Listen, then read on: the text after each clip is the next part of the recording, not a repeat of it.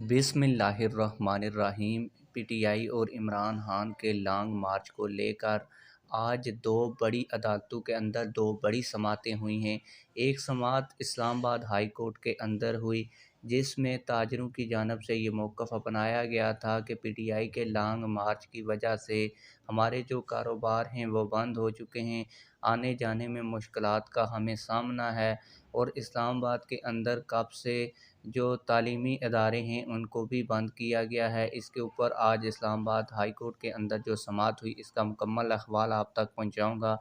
इसके अलावा इसी तरह की एक दरख्वास्त लाहौर हाई कोर्ट में एक शहरी ने दायर की थी, जिसमें उसने ये मौक़िफ़ अपनाया था कि पीटीआई के लॉन्ग मार्च की वजह से लोगों को इंतहाई परेशानी हो रही है और सड़कें बंद हैं, और ना वफाकी हुकूमत कोई इक़दाम कर रही है और ना ही सूबाई हुकूमत इस मार्च को ख़त्म करवा कर रास्ते खुलवा रही है। इसके ऊपर आज लाहौर हाई कोर्ट के अंदर समाअत हुई। इस समाअत के अंदर क्या हुआ ये भी आप लोगों को आज की इस वीडियो में बताऊंगा। इसके अलावा तहरीक लब्बैक पाकिस्तान और हाफ़िज़ साद रिज़वी साहब के हवाले से भी दो बड़ी ख़बरें मेरे पास मौजूद हैं। आज की इस वीडियो में आप लोगों के साथ वो भी शेयर करूँगा। और आज की सबसे बड़ी खबर कि जो सिंध हुकूमत बार बार बलदियाती इंतखाबात को मुलतवी करवा रही थी और तहरीर का शिकार करवा रही थी। इस पर पीटीआई और जमात इस्लामी की जानिब से सिंध हाई कोर्ट के अंदर एक दरख्वास्त दायर की गई थी, जिसमें मौक़िफ़ इख्तियार किया गया था कि हुकूमत बार बार बलदियाती इंतखाबात की जैसे ही तारीख करीब आती है तो इसको मुलतवी करवा देती है और ताहीरी हरबे इस्तेमाल कर रही है। इस पर एक बड़ी समाअत सिंध हाई कोर्ट के अंदर हुई। इस समाअत का भी मुकम्मल अहवाल आप लोगों तक पहुंचाऊंगा। लेकिन वीडियो शुरू करने से पहले आप लोगों से एक छोटी सी रिक्वेस्ट है, अगर आपने अभी तक हमारे चैनल को सब्सक्राइब नहीं किया तो जल्दी से चैनल को सब्सक्राइब कर लें, ताकि आने वाली नई वीडियोज़ आप लोगों तक बर वक्त पहुँचती रहें। आप लोगों को बताता चलूँ कि लाहौर के एक शहरी की जानिब से पीटीआई लॉन्ग मार्च को लेकर इस लाहौर हाई कोर्ट के अंदर एक दरख्वास्त दायर की गई थी, जिसमें ये मौक़िफ़ अपनाया गया था कि पीटीआई के लॉन्ग मार्च की वजह से सड़कें बंद हैं और लोगों को परेशानी का सामना करने पड़ रहा है। एम्बुलेंसेस नहीं गुज़र पा रही, जिससे मरीज़ों को भी मुश्किलात का सामना करना पड़ रहा है। इस दरख्वास्त पर लाहौर हाई कोर्ट के जज साहब ने समाअत करते हुए जब एडवोकेट जनरल पंजाब से पूछा कि आप लोग रास्ते क्यों नहीं खुलवा रहे और लोगों को जो मुश्किलात का सामना करना पड़ रहा है, आप इस पर अमली इक़दामात क्यों नहीं उठा रहे। इस पर एडवोकेट जनरल पंजाब ने कहा कि इस केस के अंदर हमें फ़रीक नहीं बनाया गया और ना ही हमें नोटिस जारी किया गया है। इस पर अदालत ने अगली समाअत पर एडवोकेट जनरल पंजाब को नोटिस जारी करने का हुक्म जारी किया, और जब वफाकी वकील से पूछा गया कि आप इस हवाले से क्या इक़दामात कर रहे हैं, तो इस पर वफाकी जो हुकूमत का वकील है उसने ये मौक़िफ़ अपनाया कि हमने एक दरख्वास्त और एक लेटर पंजाब हुकूमत को लिखा था कि जिधर भी लोगों को मुश्किलात का सामना करना पड़ रहा है, जिधर से जीटी रोड या मोटरवे बंद है, तो वहाँ से मुज़ाहिरीन को मुंतशिर करके लोगों की मुश्किलात में आसानी की जाए। तो इस पर अदालत ने कहा कि तमाम वकला ने आज अच्छी तैयारी नहीं की, इस केस पर वकला मज़ीद तैयारी करें।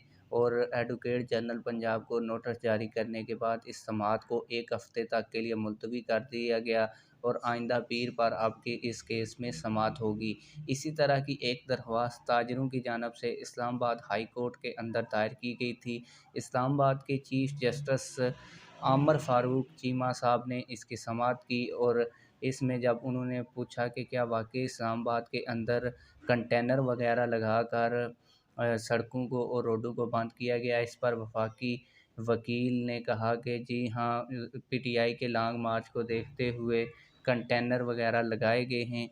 जिस पर अदालत बरहम हो गई और अदालत ने कहा कि लॉन्ग मार्च को ये क्या रोकने का तरीका है कि आप पूरे शहर में कंटेनर लगाकर पूरे शहर को बंद कर देते हैं, जिसकी वजह से लोगों को मुश्किलात का सामना करना पड़ सकता है। इस पर भी समाअत 3-4 दिन के लिए मुलतवी करके 17 नवंबर को अब इस केस के अंदर दोबारा समाअत होगी। अब सबसे जो बड़ी ख़बर आप लोगों के साथ शेयर करनी थी वो ये थी कि सिंध के अंदर बलदियाती इंतखाबात की एक तारीख दी गई। सारे कैंडिडेट्स ने और लोगों ने तैयारी की। जब वो डेट करीब आने को थी तो इस बलदियाती इंतखाबात को 30 दिन के लिए पहले मुलतवी किया गया, फिर 30 दिन की जब तारीख करीब आई तो फिर 90 दिन के लिए मुलतवी कर दिया गया। इस बार पीटीआई की जानिब से और जमात इस्लामी की जानिब से शदीद एहतजाज भी किया गया और सिंध हाई कोर्ट में पटिशन भी दायर की गई थी, जिस पर सिंध हाई कोर्ट ने 2-3 समातों के अंदर ये कहा था कि ये कोई तरीका नहीं है कि आप अपनी मर्ज़ी से इलेक्शन को आगे कर दें। इस पर सिंध हाई कोर्ट ने फ़ैसला भी महफूज कर लिया है और अब ये फ़ैसला कब सुनाया जाएगा ये नहीं बताया गया, लेकिन बताया यही जा रहा है कल के दिन या परसों के दिन ये फ़ैसला सुना दिया जाएगा। और अब पढ़ते हैं जो तहरीक लब्बैक पाकिस्तान की, मेरे पास 2-3 बड़ी खबरें। एक तो तहरीक लब्बैक पाकिस्तान ने सियासी मैदान में खूब और धमाकेदार एंट्री मारने का ऐलान कर दिया है।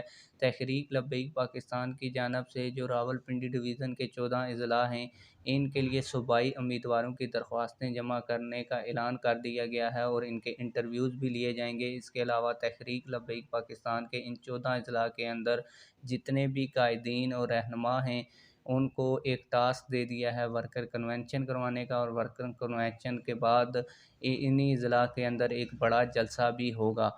आप लोगों को बताता चलूँ कि हाफ़िज़ साद रिज़वी साहब की जानिब से तुर्की के अंदर इस्तांबुल में जो एक बड़ा धमाका हुआ है, इस पर अपने ऑफ़िशियल ट्विटर अकाउंट के ऊपर एक बयान भी जारी किया गया है, जिसमें उन्होंने लिखा है कि मुस्लिम बरादर मुल्क तुर्की के शहर इस्तांबुल में ब्लास्ट के नतीजे में होने वाली कीमती जानों के ज़िया पर रंजीदा हैं।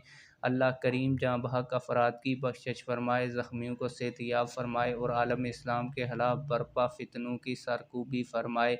आप लोगों की इन तमाम खबरों के हवाले से क्या राय है? कमेंट सेक्शन में अपनी राय का ज़रूर इज़हार फ़रमाएँ। मिलते हैं किसी और वीडियो में। अल्लाह हाफ़िज़।